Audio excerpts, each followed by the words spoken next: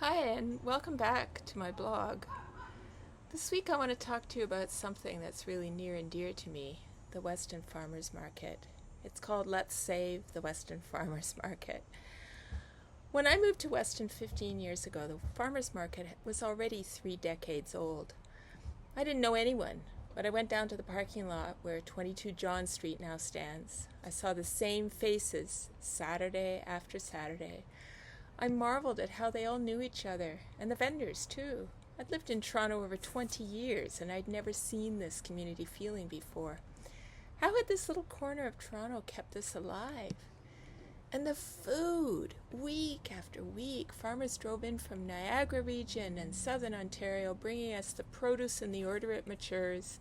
Asparagus, scapes, green onions, strawberries in early summer, then peppers, peas, beans, zucchinis, cherries in July. Then things really ramped up with tomatoes, corn, peaches, plums, nectarines. And finally we got to the squash, apples, pears, root veg, brassicas, and so on. I know the big-time gardeners reading this will correct me if I got some of that wrong and fill in some gaps. As the more seasonal stuff came and went, all summer long we got eggs and cheese from the refrigerated egg truck, sandwiches from Grandpa Ken's grill, and things that grow all summer like greens and mushrooms. I bought so much for the backyard parties Jack and I hosted that I would have to drive the car the 2 blocks from our house and load up the hatchback. While Rockport, the city, and Artscape developed the site at 22 John, the market moved to the UP Express parking lot. Again, it was crowded with the same vendors and the same community people. By then I was starting to know some of them, and so it was a weekly round of, "Hi, how's it going?" and as I stocked up. We'd all heard some of the vendors were not keen on the planned final resting spot for the market at Weston Common. Tough to navigate their trucks, they said. I was confident, though, that some would make it work and that others would join to fill in the gaps.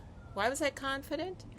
Because this is a community that supported the market for decades. Nothing could kill it. But now I'm worried. The early days at Weston Common coincided with the pandemic. A tough time, but because markets are outside, it worked. The Eggman came onto the square, as did some of the other regulars from before, including Thames River melons. New vendors were attracted by the market, like Ubuntu, the community farm at nearby Downsview Park, and a local couple who were growing produce on properties around the community. More prepared food vendors arrived, including a guy who sold me delicious lime-infused Cuban sandwiches last summer, and El Almas and Yerba Mate Cafe serving empanadas and coffee. Friends who came to visit me from downtown would ask if we could get samosas fresh from the now closed Somali restaurant Whiff. Every year, though, the pickings got slimmer. Last summer, market stalwarts like Grandpa Ken and the samosa stand packed it in. It remained my Saturday morning ritual, a place to see friends and acquaintances in the community, watch local music acts like Joe Silvaggio, laugh at the shenanigans of clown actor Rob Feetham, and buy produce for the week. It got smaller and smaller, though.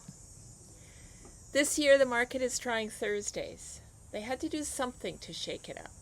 The square, once filled from the Artscape doors right over to John Street, now just has a few tables clustered in the middle. There are increasingly fewer farmers. Instead, vendors are peddling prepared foods like tamales from San Jose Salsas, blue-collar baked goods, cured meats from Albion Hills, and Mima's famous chili oil.